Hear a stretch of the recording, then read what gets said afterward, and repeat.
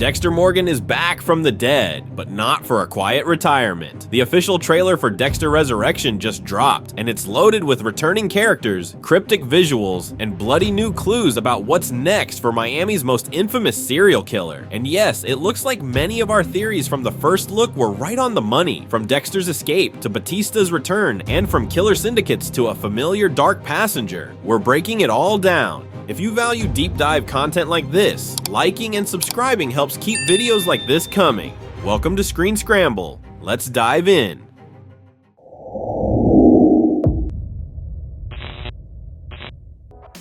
The escape.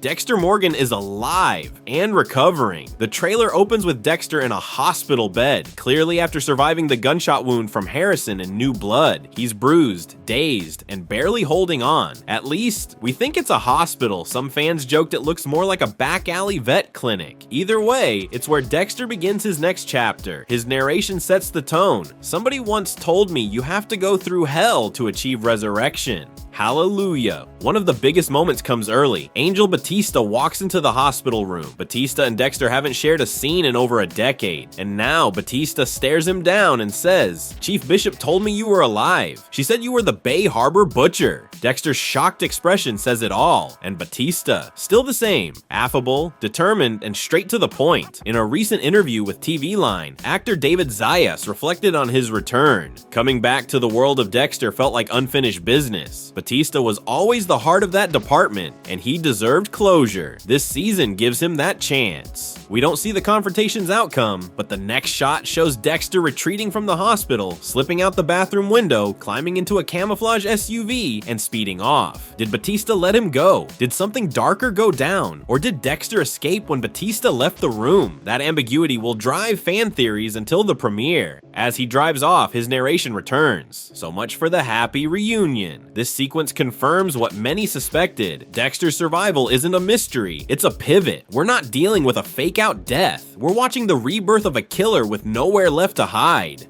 A new hunting ground.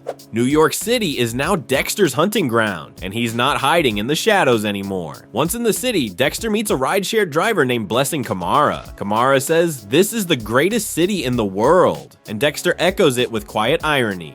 What better place to hide than where nobody knows who you really are? There's a standout sequence with Dexter reading tabloids headlined, "Dark Passenger Strikes Again." The term, once Dexter's private metaphor, is now public. A new serial killer is mimicking him, and Kamara may be next. One of the clippings references a killer connected to a fictional rideshare app called Your Car, a clever nod to Dexter's own history of hiding behind cover identities and systems. The connection to the app adds a modern, unsettling twist to the killings. Dexter's look has changed too. He's sharper now. No more wilderness beard or drifter vibe. His eyes are focused. His purpose recalibrated. Every moment in this sequence builds towards something bigger. The city isn't just scenery, it's a character, pulsing with temptation, risk, and ghosts from Dexter's past. PRADER'S collection. Peter Dinklage's Leon Prader is the show's biggest wild card. Dexter, masked in a hoodie, meets him in what appears to be a secured high-rise. Charlie, played by Uma Thurman, is Prader's head of security, calmly announcing, "Time to meet the man of the manor." Prader is a billionaire, a collector, and a serial killer enthusiast, literally. "Welcome," he tells Dexter. "I pride myself in finding the best of the best in every field." There's an unnerving calm in Prader's demeanor. He's not shocked to see Dexter. He's honored.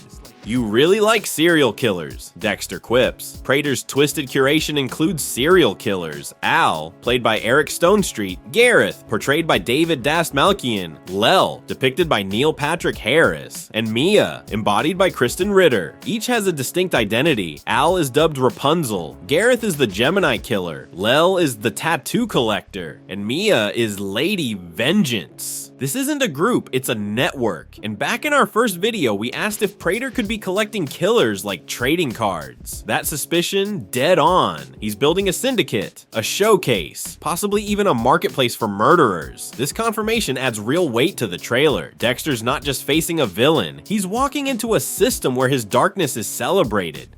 Lady Vengeance and Charlie.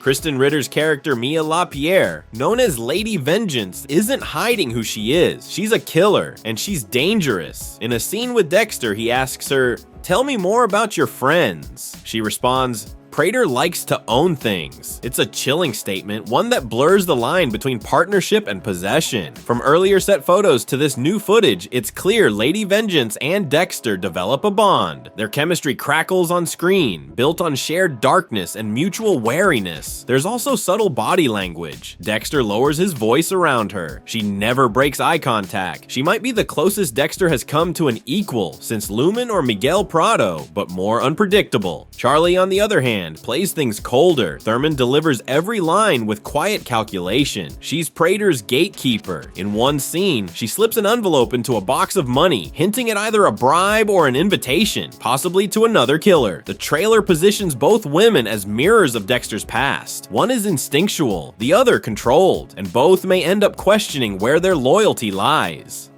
Harrison's dark path. The biggest twist.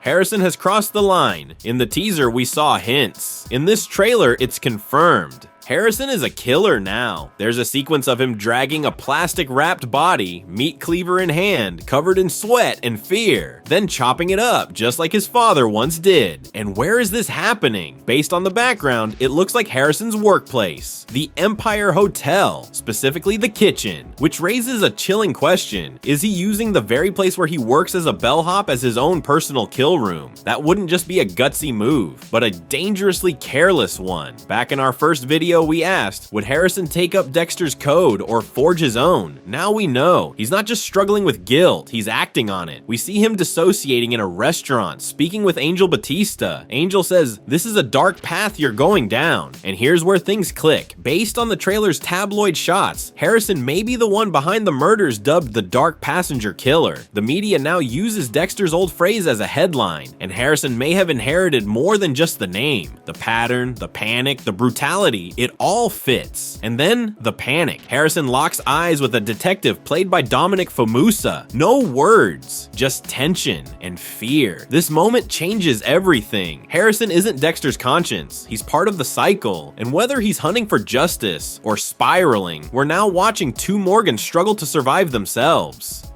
Ghosts of the Code. Harry Morgan is back, and so is Dexter's inner voice. James Remar's return marks a full circle moment for the franchise. We hear him say, "I urge you to be careful, son." But Dexter's reply, "I'm tired of being careful." This tension reflects where the character is emotionally. He's no longer hiding, no longer suppressing his urges. He's embracing them. As we suggested in our previous video, ghostly returns were inevitable. Harry's reappearance, and likely others like Trinity, show that Dexter's mind is more crowded than ever. The trailer also hints at hallucinations or dream sequences. There's a cloaked figure Dexter speaks to in a dark room. He asks, "What do you think?" It could be Harry, it could be Lel, or it could be a psychological composite of every killer Dexter has known. The kill room returns too. Dexter straps a victim to a table and says the line fans have been waiting to hear. Tonight's the night. Between physical threats and mental echoes, Dexter isn't just dealing with danger, he's drowning in it. And this time, his conscience isn't offering salvation, it's adding pressure. What comes next? So, what happens when Dexter faces an empire of killers who don't follow a code? As we noted earlier, many of these serial killers, unlike Dexter, have no moral line. Lel, Gareth, and Al aren't interested in ethics. They're driven by pleasure, power, or ideology. And Mia, she might be the only one with any compass left. Dexter's always killed people who deserved it, but now he's among those who kill just because they can. In a chilling trailer moment, Lel says, "Let's show and tell." Prader answers Dexter's question. So there are others with a simple, "They're on their way." And just like we theorized in the first breakdown, this isn't just about Prader, it's about a whole network. The envelope Charlie delivered could have been another recruitment tool, hinting at a broader, more sinister syndicate at play. And if Dexter and Mia do end up teaming up, as it seems, they could turn on this system and burn it from within. Michael C. Hall teased this very turn in an interview with Collider, saying, "This season takes Dexter into uncharted territory. He's not the hunter anymore. He's the hunted, and yet somehow that's when he's most dangerous." It's a warning and a promise, because if Dexter is cornered, he won't just fight back. He'll embrace who he's become. That's the real conflict now. Not just survival, but deciding who deserves to survive at all. Dexter Morgan is no longer hiding. He's confronting ghosts, outsmarting billionaires, and watching his son walk the same dark path. The game has changed. The stakes are higher, and for the first time, Dexter isn't the most dangerous person in the room. So what do you think? Can Dexter reclaim his code, or will this new world devour him? Drop your theories in the comments. And if you want to stay one step ahead of every leak, kill room, and ghostly return, be sure to subscribe. If you missed our first look at Dexter Resurrection, it's already on screen, packed with early clues that are now being confirmed. And until next time, Scrambled out.